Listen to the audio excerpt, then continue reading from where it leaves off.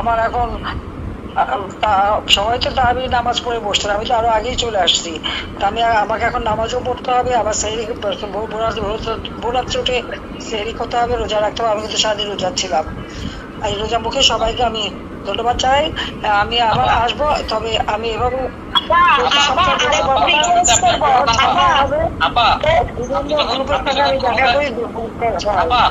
আপনি যখন প্রথম ক্ষমতা আসেন তখন একবার এই যে সরে গেছিলেন, তারপরে আপনার প্রধানমন্ত্রী যাওয়ার কথা ছিল কাজী মঞ্জুরুল আলম, উনি আমাকে জানালো একটু আগে ফোনে যে আমি কথা বলতেছি, আপনি কি আল্লাহ যদি আপনি যদি সুস্থ হন আবার বাংলাদেশে ফিরে আসেন, সরে যাওয়ার জন্য সে অনুরোধ করছে। কাজী মঞ্জুরুল কথা বলার সুযোগ করে দেন।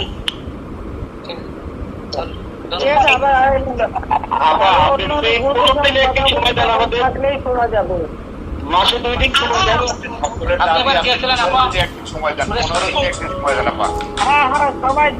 দেন, সময় দেব। আজকে তো কত 1489 জন লাইনে আছে অনলাইন, 7000 নর্মাল। হ্যাঁ 1490 হ্যাঁ আমি দেখতেছি তো 1490। আপনার কাছে একটা রিকোয়েস্ট, আমাদের চট্টগ্রাম আপনি চিনেন যে সুরেশ্বরে থাকবেন কিনা আপা?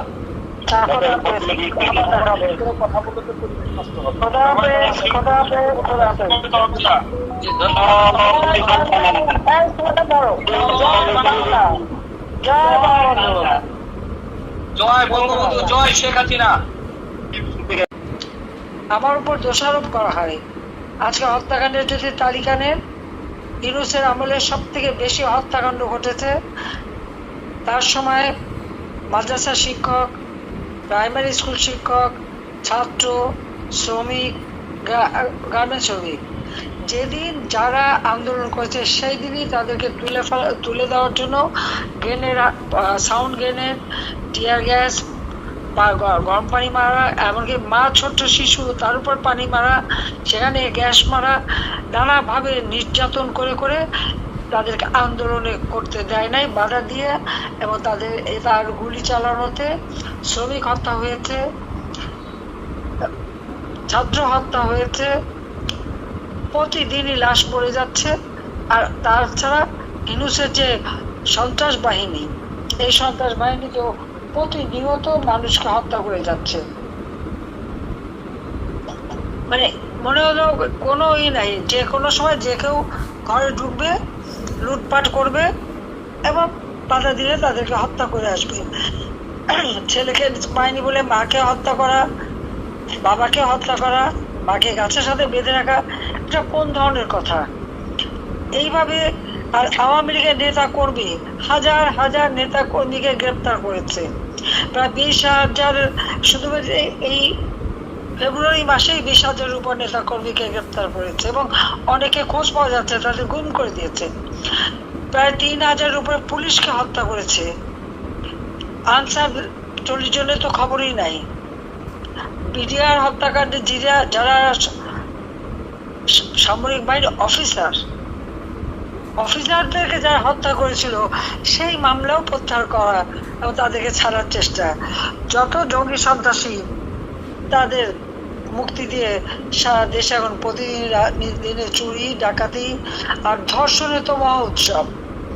বাসে, রাস্তায়, এমনকি ফুটপাতে, এমনকি একটা ফকির মিসকিনও রেহাই পায় না, ধর্ষণ করে যাচ্ছিল। যখন এই নিউজগুলি আসলো, এখন কোনো সংবাদ পরিবেশন করা যাবে না। আমার সময় নাকি বাক স্বাধীনতা না, বাংলাদেশে একটা বেসরকারি খাত, টেলিভিশন, তার মধ্যে 34 প্রতিদিন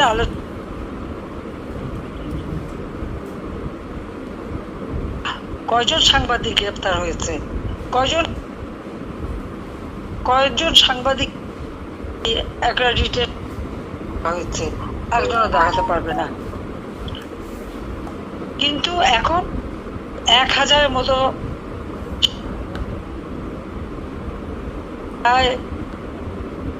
কাছাকাছি সাংবাদিকের 600 মামলা, তার মধ্যে 106 জনের বিরুদ্ধে হত্যা মামলা। 6 জন সাংবাদিককে নির্মমভাবে হত্যা করা হয়েছে, হয় কুপিয়ে হত্যা, নয় গুলি করে হত্যা, পিটিয়ে হত্যা, সারা বাংলাদেশ ব্যাপী। তার উপর সাংবাদিকরা আজকে কোনো কাজ পাচ্ছে না, প্রত্যেকটা মিডিয়াতে ইউনূসের এজেন্ট বসা। কোনো টেলিভিশন, প্রাইভেট টেলিভিশন একটা সংবাদ পরিবেশন করতে পারবে না। কি সংবাদ পরিবেশন করা হবে? তা ইউনূস সেন্টারে তার কিছু পালিত লোক আছে, যাদেরকে সে 5 লাখ 7 লাখ টাকা 10 লাখ টাকা করে বেতন দিয়ে বসিয়ে রেখেছে।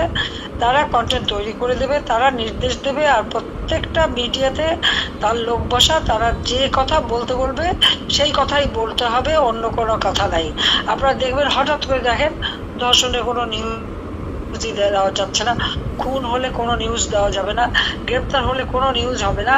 আর যারা দেবে, এর মধ্যে কয়েকটি টেলিভিশন পুড়িয়ে দিয়েছে। টেলিভিশনের মূল মালিকরা তাদেরকে সরিয়ে দিয়ে সেখানে মালিকানা জবরদখল করে নিয়ে নেওয়া হয়েছে, যার জন্য মানে কেউ কোনো সাহসী পাচ্ছে না একটা নিউজ দিতে। নিউজ দিলেই সাংবাদিকের উপরে অত্যাচার এবং এই মিডিয়ার উপরে সোজা বলে পুড়িয়ে দেবে। পিটিভি পুড়িয়েছে, আরো কয়েকটা টেলিভিশন, সেই বাংলা গান থেকে শুরু সবগুলি পুড়িয়ে দিয়েছে, সেটা আপনারা জানেন। ঠিক এই যে অরাজকতা, তাহলে স্বেচ্ছাচারীটা কে? এই ডক্টর ইউনূসই তো স্বেচ্ছাচারী, এবং সেই তো এই দেশের মানুষের জীবনে শান্তি কেড়েছে। আজকে 7টা মাস আমাদের বিরুদ্ধে দুর্নীতির মামলা, হত্যা মামলা। কোন দুর্নীতির প্রমাণটা পেয়েছে সেটা দেখার। অথচ ইউনূসের বিরুদ্ধে তো 5টা দুর্নীতির মামলা, সে তো সেই মামলা সরিয়ে দিয়েছে। তার যদি সাহস থাকে তো ওই মামলা কেন সে কন্টেস্ট করে নাই, কেন তদন্ত করতে দেয় নাই? করতে দিলেই তো তার আসল চেহারা বেরিয়ে যাবে, তার ওই গুটি গুটি চেহারা আর থাকবে না, সেটা তারা জানে। আজকে পরিকল্পিতভাবে সে মানে কি কোটা বিরোধী আন্দোলন, এখন কেন কোটা দেওয়া হচ্ছে? কারা মারা গেছে তাদের কোটা দেওয়া হবে। যে আওয়ামী লীগের যে প্রায় 3-4 হাজার নেতা কর্মী এবং তাদের পরিবারকে যে হত্যা করা হয়েছে, ওই তার তো বিচারও চাইতে পারে না। এরা কি মানুষ না? বাংলাদেশের জন্য কি তাদের কোনো অবদান নাই? আজকে মামলাটা পর্যন্ত করা যাবে না, মামলা নেয় না। মামলা করতে গেলে উল্টো মায়ের খেতে হয়। এরকম স্বেচ্ছাচারিতা বাংলাদেশে সেই 1971 সালে হানাদার পাকিস্তানি বাহিনী ছিল, তখন চলেছে আর এখন চলছে। আজকে আমি আপনাদের অনেকের কথা শুনলাম যে কিভাবে নির্যাতনের শিকার আপনারা হয়েছেন।